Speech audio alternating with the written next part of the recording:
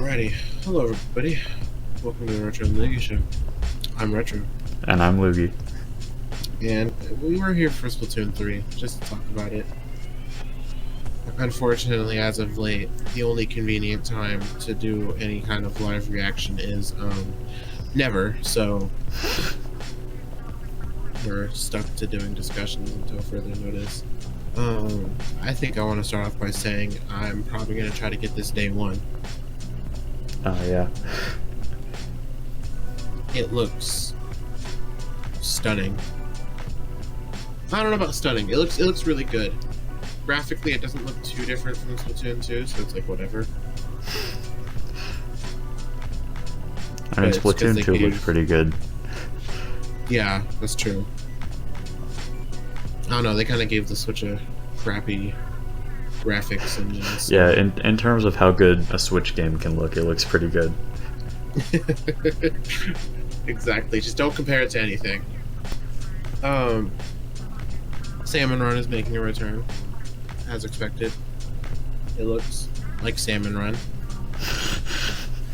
I don't know, I never really played a lot of Salmon Run, so it's kind of like whatever for me, but it looks like it might be fun. I mean, they've got like more things now, like bosses and surprise bosses, and oh yeah, that salmon egg catapult thing, which is it's kind of is it am I the only one that's weirded out by the fact that like teams of these people go out and like fight these invading fish and also take their children, unborn children, mind you, and like catapult them around and stuff. I don't know, it's kind of like those people that go out and like on the Alaska coast and catch those crazy crabs, and they're like going through storm weather and oh yeah, you're talking about like people that just catching stuff. Yeah. I kind of think of it like that. Yeah, that sounds about right. But yeah, I've heard people say they like Salmon Run from the people who... I should probably mention that I haven't actually played a Splatoon game at all. And I have, but only the multiplayer stuff. I have interest in the series, but I've just never actually bought one. But I probably will with Splatoon 3. It seems good. He won't buy Splatoon 2, but he'll buy like 4 or 5 copies of Hollow Knight. Interesting. But anyway, yeah, I'll probably buy it too. I don't know. I mean, it'll probably be day one because I like won't have anything else to do, so I'll be like, yeah, sure. But yeah, it looks good. Then there's the story mode, right? Yeah, they called it like Return of the Mammalians. Yeah, something like that. And all the enemies are all hairy. Yeah, I was about to say, it seems like things are going to get pretty hairy. Oh, I'm glad I interrupted you before you said that. Yeah, I'll see myself out. Yeah, no, I mean, you know, I never played the story mode either. I just kind of felt like what kind of game... Like, I've heard a lot of good things about the story. It's one of those things where it's like, I've heard nothing but good things about the different story modes, but like, for some, it's just one of the, like, I have this thing all the time where it's like, people say that something's really good, like a lot of people say that something's really good, but for some reason I'm like, I don't want to do this, I don't want to do this.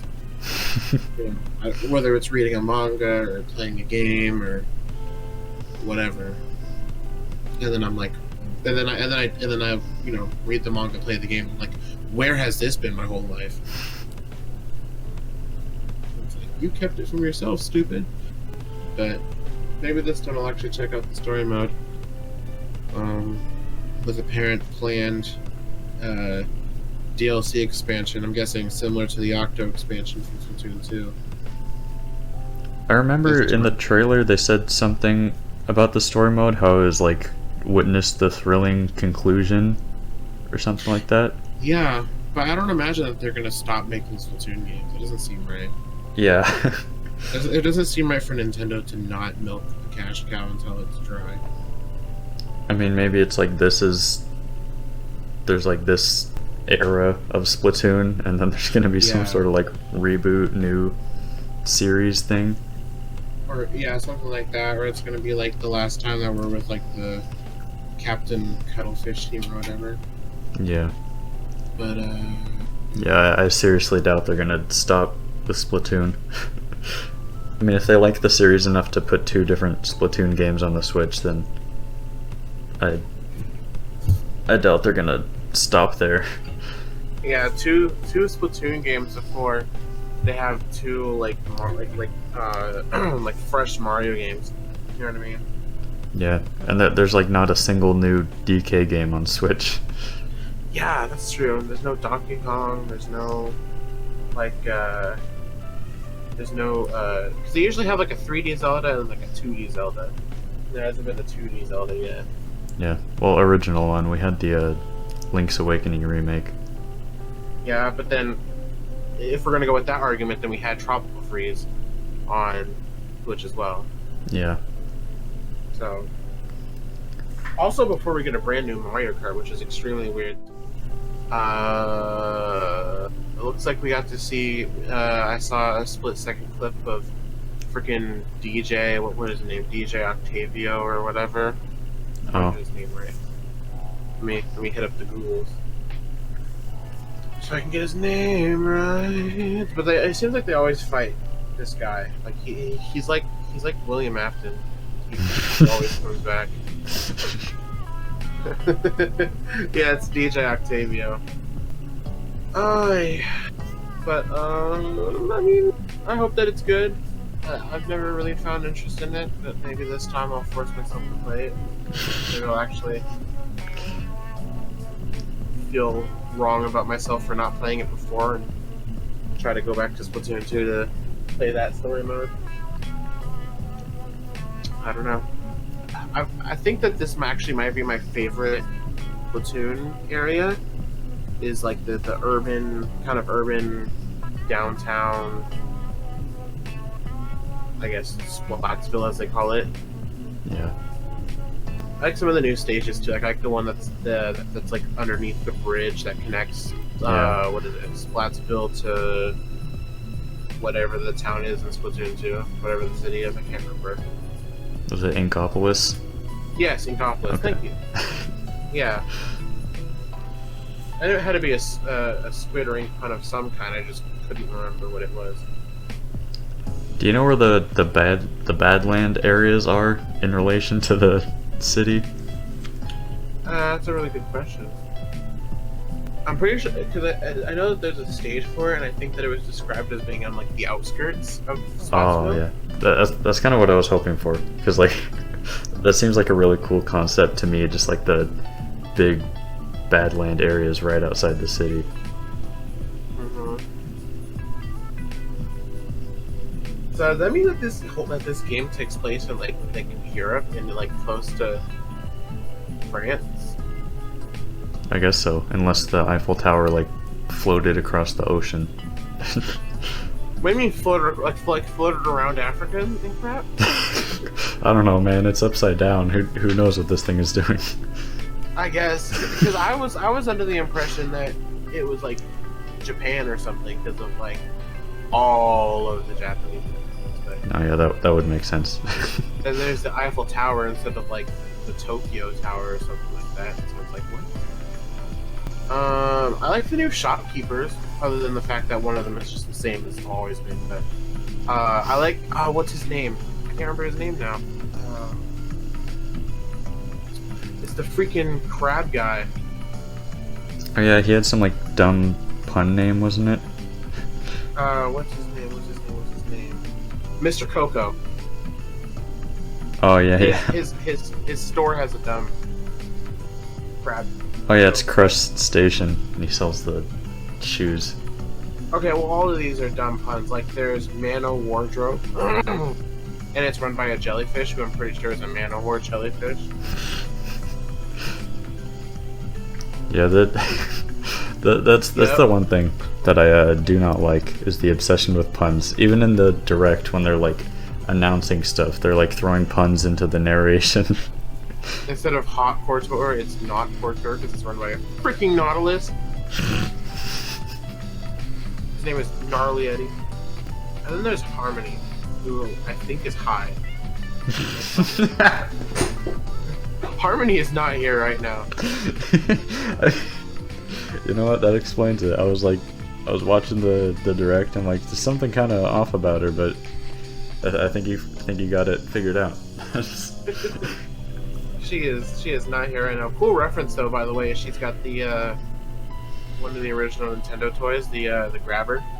Oh yeah, Ultra Hand, I think it's called. Yes, sir. Oh, so speaking of the shopkeepers, I legit got scared when they said that the guns are going to be, like, weapons and stuff are going to be bought with like the standard currency. And I saw that there was a special currency, and I was like, no, please, no, please, no. And that can be earned by leveling up your guns. It's like, oh, thank you. Oh, you thought they were gonna do be some like dumb paid currency or something. Yeah, like microtransactions. Yeah, or like they were trying to do some dumb loot box system, and then. But like, I like how it rewards you for your hard work by making it so you spend more. You can spend more, but you can get weapons that are outside of your level system or level range. Yeah. One thing I don't know if this was a thing with past games, but there seems to be a lot of emphasis on customization. With like, you can have your different outfits, and like they have the locker you can decorate, and the little tags that appeared at the beginning of battle. What? Oh yeah, the tags. Those are really interesting, but I don't know how I feel about them using the same like Nintendo or Nintendo Switch Sports, like here's a list of possible ones, combine it to try to make a funny phrase. Yeah, they did that with Animal Crossing too. I think that's just their solution, because they don't want to actually let people type things, because then they could type naughty things. Oh, I like how they did a lot better job at like parental control back on their consoles. It was so non-invasive, while still maintaining like a level of like control, I should say. Oh yeah, and they also showed that they're still trying to use that Nintendo Switch Online app that literally no one has. I have it. Oh, for well, Splatoon 2. I regretfully inform you that you don't exist. Well, that's all, folks. Thanks for joining us on another episode of Loogi Show.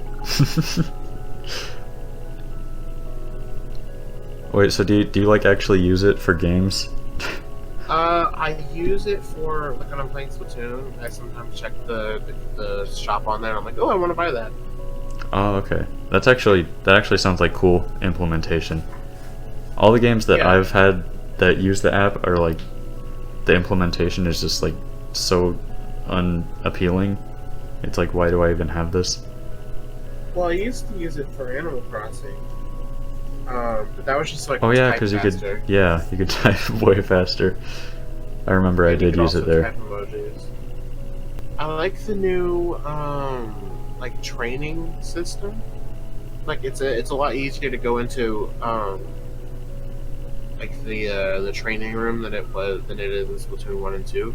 Because in order to get there, you actually have to like test a gun, which includes like going to the shopkeeper, picking the gun, testing the gun. Now you're in this little area, and so it's really cool that you can just kind of like go there, and you can go there like before matches. So instead of just sitting there waiting for the thing to load, you can like warm up really quick or whatever. Yeah, that reminded me of the Smash Bros thing, because they basically do the same thing where they plop you on the training stage. Oh, I like the recon mode, where like you can go to different stages and it's just like you by yourself, and like you can wander around and I guess get a feel for the stage, but also like explore it in more detail. I feel like people are gonna make those like videos where they find some like weird empty part of the stage and like, oh, it's a liminal space, guys. It's got a negative aura. Negative aura. Have you seen those, like people saying wet dry world in Mario 64 has a negative aura? Yeah. It's weird. This is a little side tangent, but that's all I think when like strange. That's all I think of when I hear about like empty video game maps now. What? Mario 64 in the back rooms confirmed? Don't call wet dry world at 3 a.m. It's like a business number. I will admit, I kind of find the abandoned town pretty creepy, but that's besides the point. Oh yeah, in Wet I Dry found World. some. Yeah. Yeah, that's. They've done pretty creepy stuff on some of the Splatoon maps, like and what is it, Splatoon 1, like the art college or whatever. There's like these statues that like laugh. Oh, terrifying. Art school. Ooh, I like the three-way Splatfest. That's gonna be fun. Oh yeah.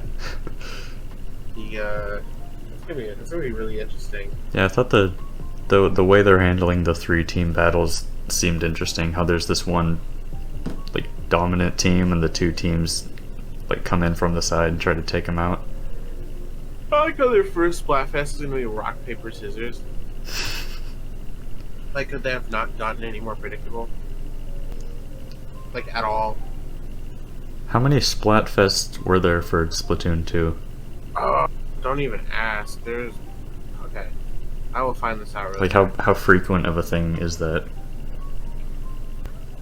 What the heck? There's like... Okay, so it's different in different countries? Oh. Okay, that's annoying.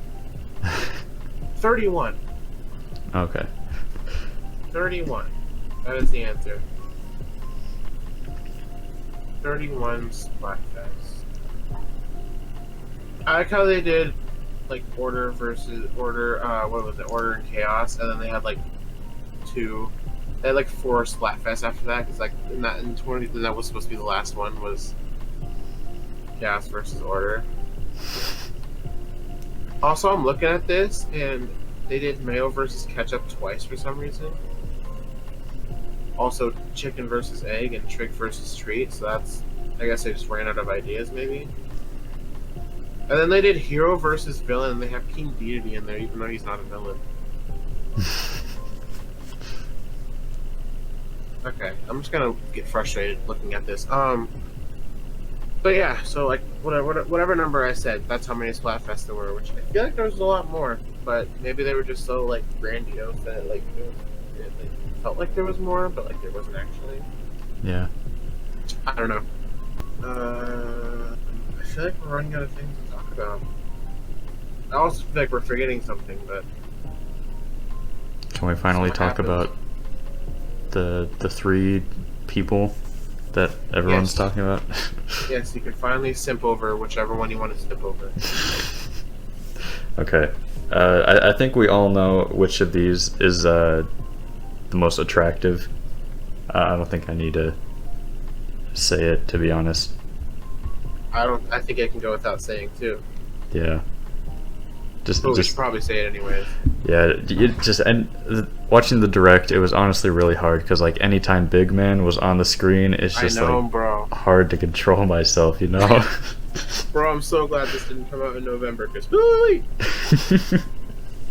whoever decided to give him the name Big Man is a genius. Seriously. Big Man is peak male energy. I also like how he just says A, and like everyone understands what he means by that. It's like Groot. He's like, I am Groot, and everyone's like, yeah, bro, right? and the rest of us are like, what? What does he say?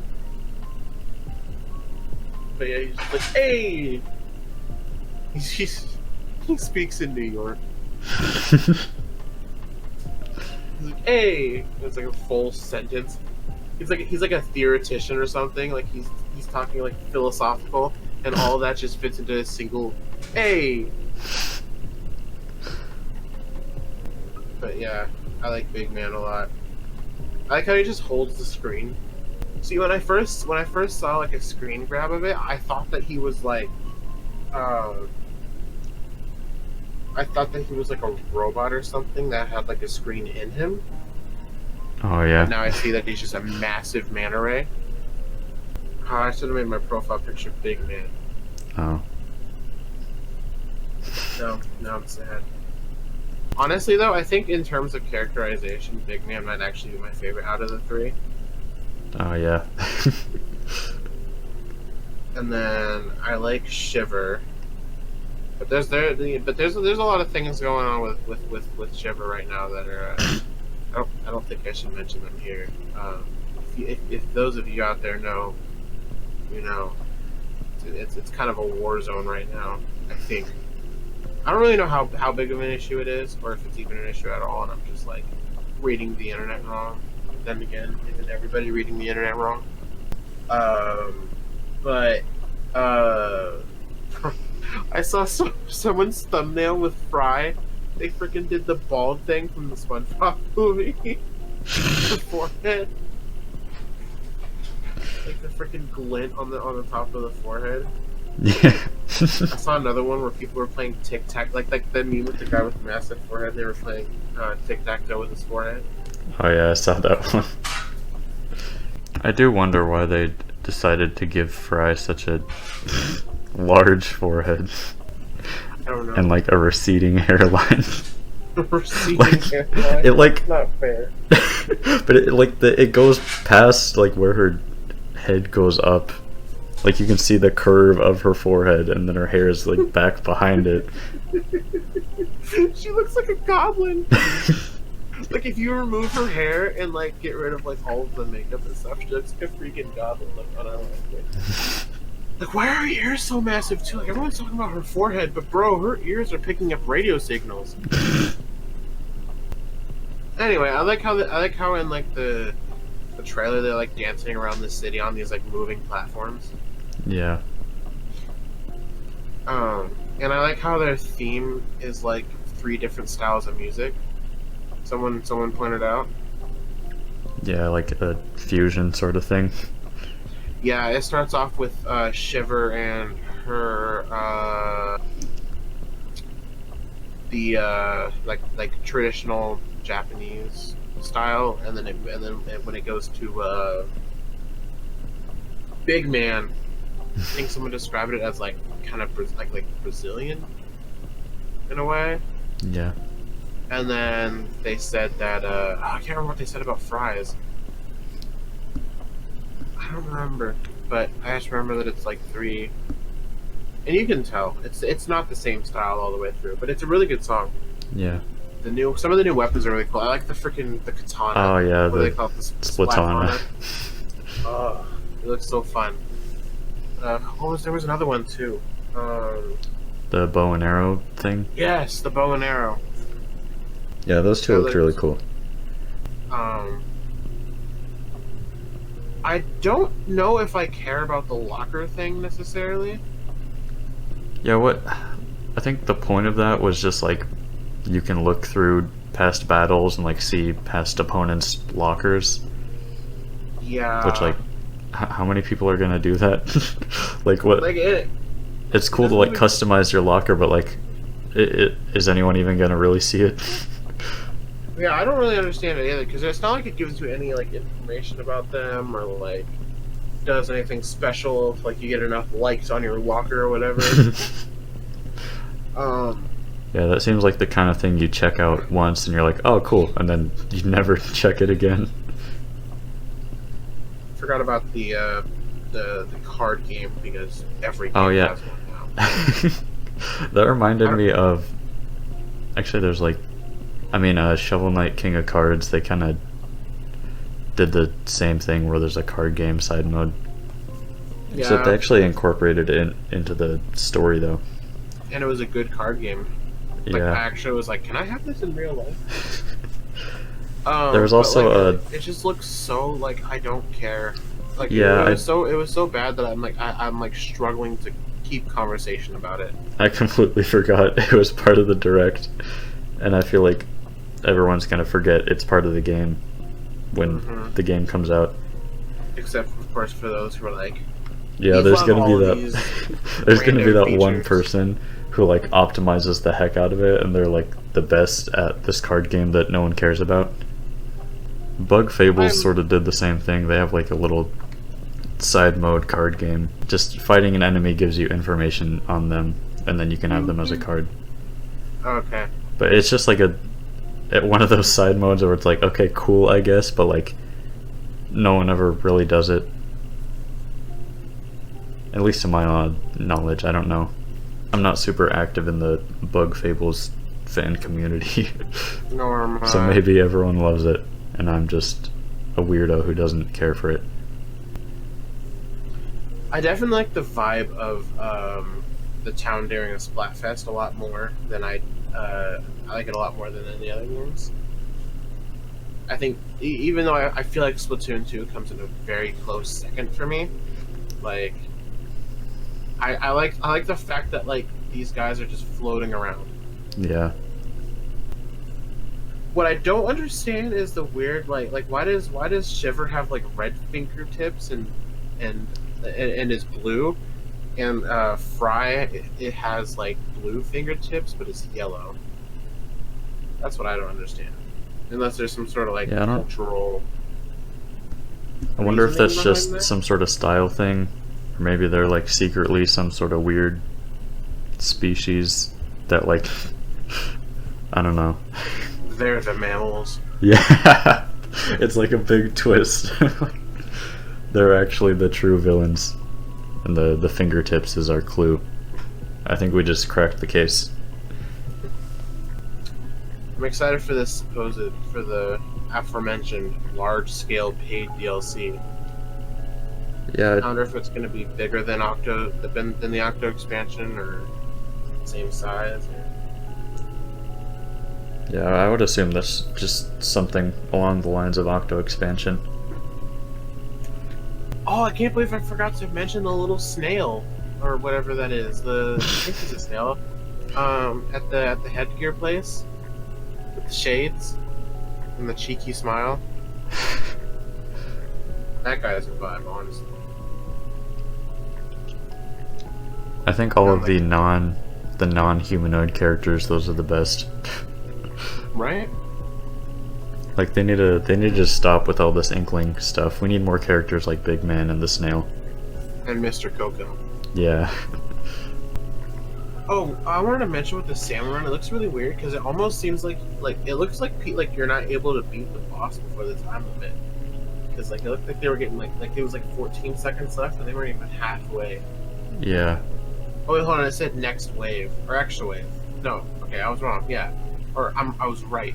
I was right before, wrong just now. So like they have 14 seconds left to defeat King Salmonoid, but they weren't even halfway through. So it's like, is it like, do they just make it really hard to beat the boss within the time limit? I don't know, maybe. That would be really anticlimactic if like you go through all those waves and then this giant boss pops up and you're just like, oh no, I couldn't beat it in time. Guess I'm going home now. Yeah, we pretty much talked about everything that was interesting. I mean, obviously, if we didn't remember, was it very important? I mean, we brought up the card game. I think we're scraping the bottom of the barrel now.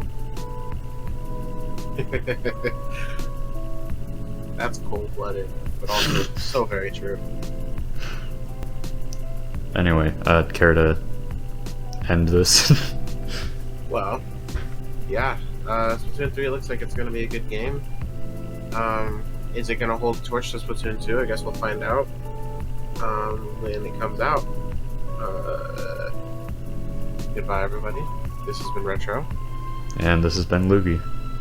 And we'll see you whenever the pigs fly. Oh, that doesn't sound good. It's okay. I'll figure it out. Don't worry about it.